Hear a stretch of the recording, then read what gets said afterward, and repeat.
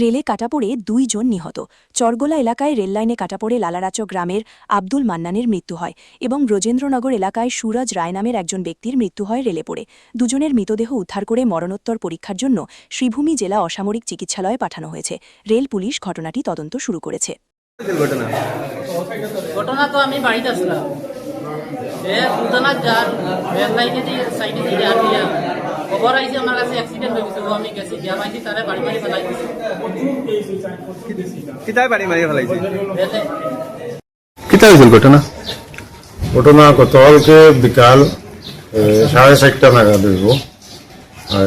একজন ভদ্রলোক নাম আব্দুল মন্নান, লালা স্টক বাড়ি, বিকালে একটা মালগাড়ি ট্রেনের সঙ্গে একটা ঘটনা ঘটে, মানে স্পট ডেথ হইল।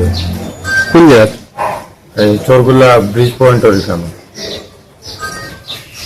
পরিময় চরগুলা যে ব্রিজ পয়েন্ট ওখানে। কই যাওয়াতে আসলেন? আমি তো বাড়িতে বেরিয়ে আইসেন, তো পরে ওই যাওয়াতে আসলেন না জানি না, কিন্তু ওখানে তো ওখানেও পাওয়া গেছে। পরে বাড়ির মানুষ আইডেন্টিফাই করছে তাই। পরে তো ইনফরমেশন দেওয়া হয়েছে জিআরপিএফে গিয়া বডি রিকভার করছে, পরে লিয়ে আইসে, এখন পোস্টমর্টমের লাগে রাখা আছে।